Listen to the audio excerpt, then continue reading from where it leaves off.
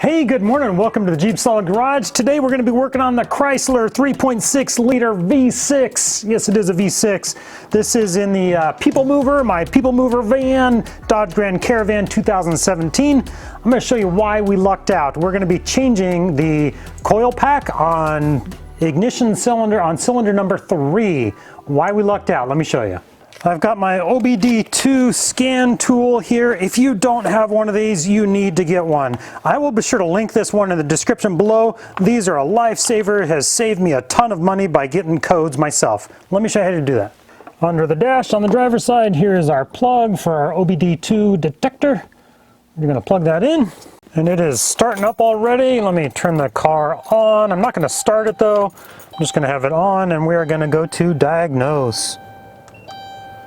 OBD2, the missus had come home and said the van's running a little rough and the check engine light is on. So let's read codes, and there we go, p0303.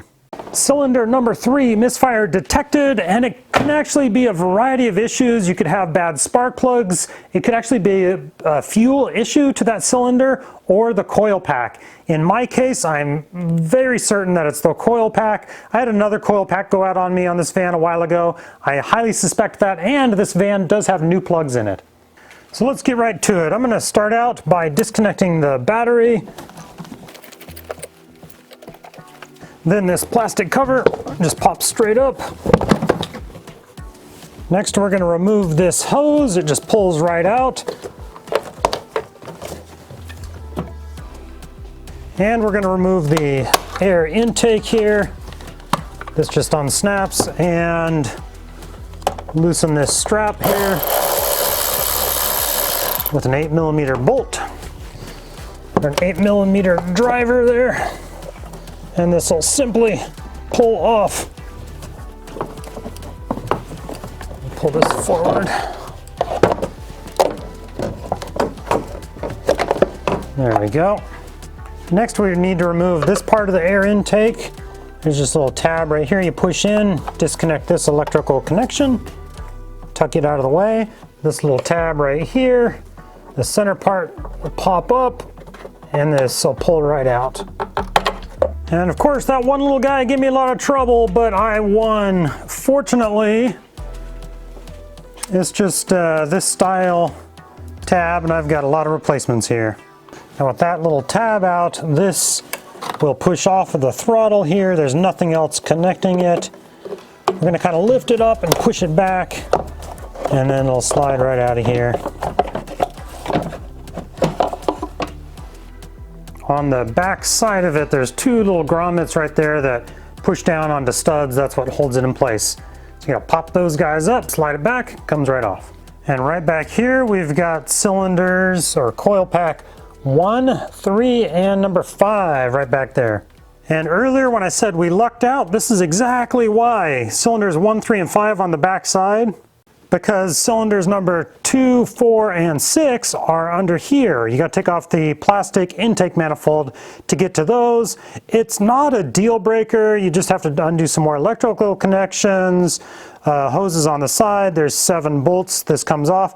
I actually have another video where I did have to take the intake manifold off. I'll be sure to link that in the description below as well. But fortunately, we're just going after that guy right back there. Coil pack number 3. I'm going to start by blowing it off here, just to make sure no debris falls down in there. I'll disconnect the wire from the coil pack, press down, and pull back. And then a 10mm socket on the back. And there's coil pack number 3. Got my new coil pack there. I'm going to add a little bit of dielectric grease to the boot. Well, apparently not. Here we go, a little bit of connection grease, dielectric grease.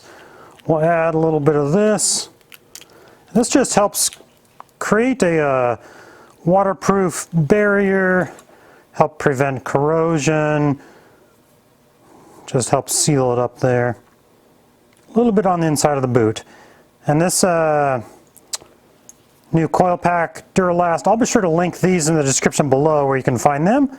Let's go bolt this in place. Put our new coil in here. Slide it down in there, make sure it pushes on to the spark plug down in there good. And before I use my electric ratchet on that, let's make sure this gets started. Don't want to strip anything out. There we go.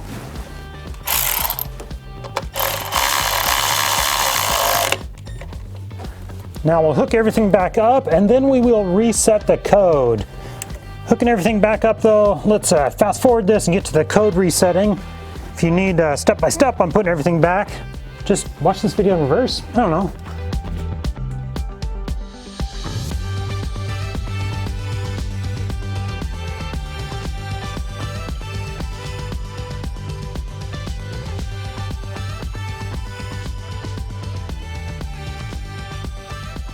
Alrighty, that was super easy. Let's hook our code reader back up here and clear that code.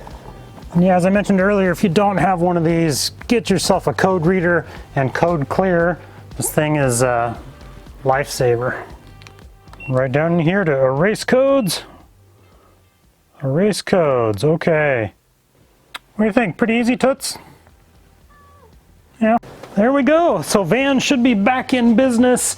And what, that cost me 30 bucks-ish for that new coil.